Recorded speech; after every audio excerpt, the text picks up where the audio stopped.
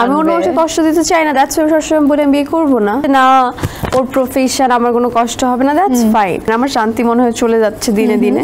নালিশ করব আমি, এটা কে বা কারা আমি জানতে চাই। দেশের বাইরেও আমার বয়ফ্রেন্ড আছে, আবার দেশেও আমার বয়ফ্রেন্ড আছে, আবার সে নায়ক।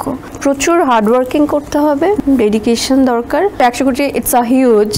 তো আমার একটু ভাবতে হবে, আমি চাইলে কার মতো হতে পারবো না, আর কেউ চাইলে আমার মতো হতে পারবে না। তুমি বলছিলা যে তুমি এটা মানে নিতে পারবে না কিংবা তুমি টলারেট করতে পারবে না যে তোমার হাজব্যান্ড অন্য কোনো নায়িকার সাথে স্ক্রিন শেয়ার করছে কিংবা রোমান্টিক কোনো দৃশ্য অভিনয় করছে, কিন্তু যদি আমি তোমার কথা বলি, you are doing the same thing. এজন্য তো আমি বলি বিয়ে করব না, আমি অন্য মানুষকে কষ্ট দিতে চাই না, আমি অন্য মানুষকে কষ্ট দিতে চাই না, দ্যাটস ওয়াই সবসময় বলি আমি বিয়ে করব না। একদিন তো করতে হবে না, তখন দেখা যাবে। যে আমাকে অ্যাকচুয়ালি এটা দেখেই মেনে নিতে পারবে যে না ওর প্রফেশন আমার কোনো কষ্ট হবে না, দ্যাটস ফাইন। বাট আমার মনে হয় না পারবে বলে, এটা হয় না আসলে।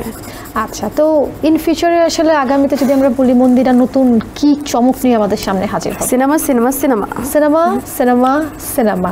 আচ্ছা, নায়িকা হবার আগে মন্দিরাকে আমরা চিনতাম সেরা নাচিয়ে, খুব সুন্দর নাচ করে, খুব সুন্দর একটা মেয়ে, এরকম একটা ব্যাপার ছিল। কিন্তু সিনেমায় আসার পরে এখন অন্যরকম একটা তকমা তোমার সাথে যুক্ত হয়ে যাচ্ছে যে নায়িকা মন্দিরা। নায়িকা হবার আগের মন্দিরা এবং নায়িকা হবার পরের মন্দিরা, আসলে যদি একটু আমি তোমাকে পার্থক্য টানতে বলি, কিভাবে মূল্যায়ন করবে?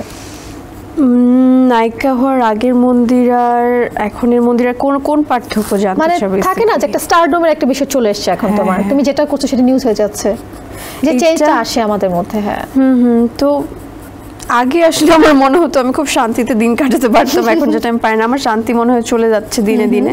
মানে ঘুম থেকে উঠে আমি যা যা দেখি আমাকে নিয়ে, এই তো 2 দিন আগেও দেখেছি, আমি ওটা সেভও করে রেখেছি যে ওটা নালিশ করব আমি, এটা কে বা কারা আমি জানতে চাই। একটা স্পিচ দিয়েছে এবং দিয়ে এটা নিচে লিখেছে যেটা আমার বক্তব্য, মানে যা তা করছে এবং মানে সব কিছুই দেখি। তো আমি কোথায় আমি যেন কার সাথে চলে যাচ্ছি ঘুরতে, বাইরে আমার দেশের বাইরেও আমার বয়ফ্রেন্ড আছে, আবার দেশেও আমার বয়ফ্রেন্ড আছে, আবার সে নায়ক। মানে আমার কিছু বলার নেই।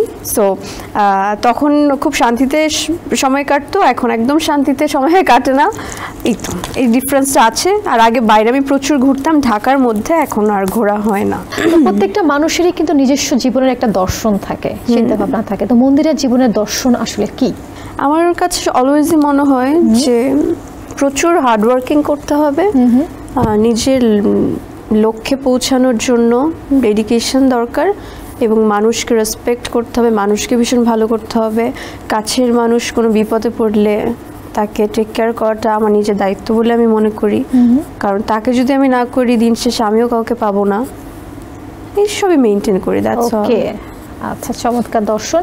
তো ধরো তোমাকে কেউ 100 কোটি টাকা অফার করেছে, কিংবা অন্যদিকে 1 নম্বর নায়িকা, মানে তুমি এমন এমন কাজের অফার পেয়েছো, তুমি 1 নম্বর নায়িকা তকমা পেয়ে গিয়েছো কিংবা 1 নম্বর নায়িকা হতে যাচ্ছ, যদি 2টা অফার তোমাকে করে, 1 নম্বর নায়িকা নাকি 100 কোটি টাকা, একটাকে যদি তোমাকে বেছে নিতে বলা হয়, তুমি 1 নম্বর নায়িকা আমাকে কিভাবে বানিয়ে দেবে?